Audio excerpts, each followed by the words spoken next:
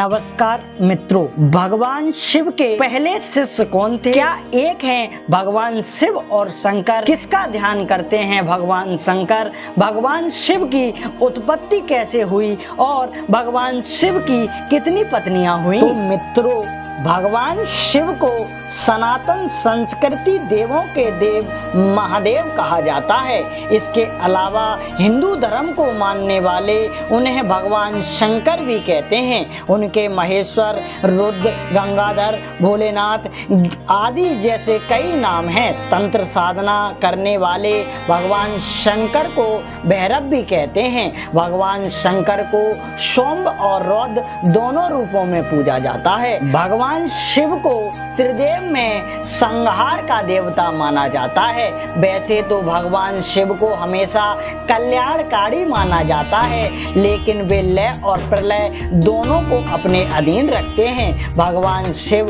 सुर और असुर दोनों को समान दृष्टि से देखते हैं। इसलिए कथा कहानियों में कई राक्षसों के उनकी कठिन तपस्या करने की जानकारी मिलती है। भगवान शंकर के कई अनन्य भक्तों में से एक लंका अधिपति रावण भी हुए। कई राक्षसों ने उन्हें अपने तप से प्रसन्न कर मनचाहा वरदान पाया। सवाल यह उठता है कि भगवान शिव के भक्तों की कई कहानियां सुनी सुनाई जाती हैं, लेकिन उनके पहले शिष्य की जानकारी बहुत कम उपलब्ध होती है। जानते हैं कि भगवान शंकर के पहले भक्त कौन थे? भगवान शिव के पहले शिष्यों की जानकारी पुराणों में मिलती है। पुराणों के मुताबिक भगवान शिव के सबसे पहले शिष्यों में सप्त ऋषियों की गिनती होती है। मान्यता यह है कि सप्त ऋषियों ने भगवान शिव के ज्ञान का प्रचार धरती पर किया था। इसी की वजह से विभिन्न धर्मों और संस्कृतियों की उत्पत्ति हुई। यह भी माना जाता है कि भगवान शिव ने ही गुरु शिष्य परंपरा की शुरुआत की थी। शिव के सबसे पहले शिष्यों में बृहस्पति, शुक्र, मनु इत्यादि शामिल हैं। भगवान शंकर किसका ध्यान करते हैं? देवों के देव महादेव के आराध्य कौन हैं? क्या एक हैं भगवान शिव और शंकर? ज्यादातर सनातन परंपरा के अनुयायी शिव और शंकर को एक मानते हैं। हालांकि शिव पुराण में जिक्र किया गया है कि सबसे पहले एक प्रकाश पुंज की उत्पत्ति हुई। इस प्रकाश पुंज से ब्रह्मा और विष्णु की उत्पत्ति हुई। जब ब्रह्मा जी ने पूछा कि आप कौन हो, तो पुंज से आवाज आई कि मैं शिव हूँ। इस पर ब्रह्मा जी ने प्रकाश पुंज के साकार रूप लेने को कहा। फिर उस प्रकाश पुंज से शंकर की उत्पत्ति हुई। इस आधार पर कहा जा सकता है कि शिव और शंकर एक ही शक्ति के दो अंश हैं, लेकिन दोनों अगल हैं। दोनों फर्क इतना है कि शिव प्रकाश पुंज के स्वरूप हैं और अब हम उनकी शिवलिंग के रूप में पूजा करते हैं, जबकि शंकर सशरीर देव स्वरूप हैं। किसका ध्यान करते हैं भगवान शंकर? कुछ पुराणों में भगवान शंकर को शिव इसलिए कहते हैं क्योंकि वे निराकार शिव के समान हैं। निराकार शिव को ही शिवलिंग के रूप में पूजा जाता है। ज्यादातर जगहों पर भगवान शिव को योगी के रूप में दिखाया जाता है। कई जगह देखा जाता है कि भगवान शंकर खुद आंखें बंद किए ध्यान मुद्रा में बैठे हैं। कभी सोचा है कि आखिर देवादेव महादेव किसका ध्यान करते हैं? तो इसको लेकर अगल अगल कथाएं हैं। रामचरितमानस में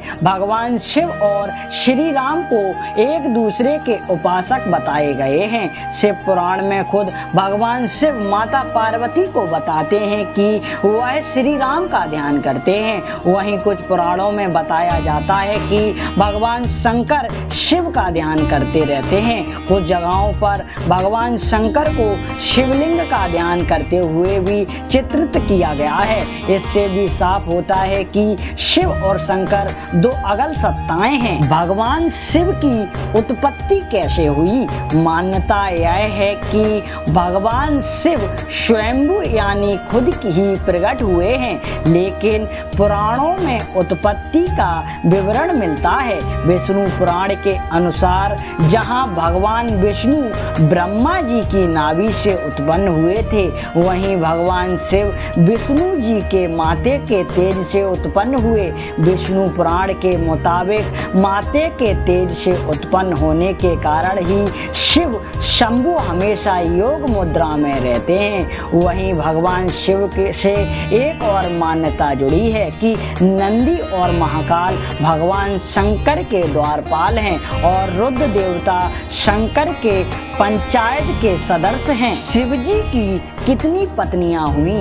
ज्यादातर जगहों पर भगवान शिव की 2 पत्नियों का उल्लेख मिलता है। इनमें पहली देवी सती और दूसरी माता पार्वती। वहीं अगर हिंदू पुराणों कथाओं की माने तो महादेव ने 1-2 नहीं बल्कि 4 विवाह किए थे। उनके सभी विवाह आदि शक्ति से ही हुए थे। भगवान शिव का पहला विवाह माता सती के साथ हुआ। वह प्रजापति दक्ष की बेटी थी। माता सती के पिता ने जब भगवान शिव का अपमान किया तो उन्होंने यज्ञ कुंड में खुद को भस्म कर अपने प्राणों की आहुति दे दी। इसके बाद उन्होंने हिमालय की बेटी पार्वती के रूप में जन्म लिया।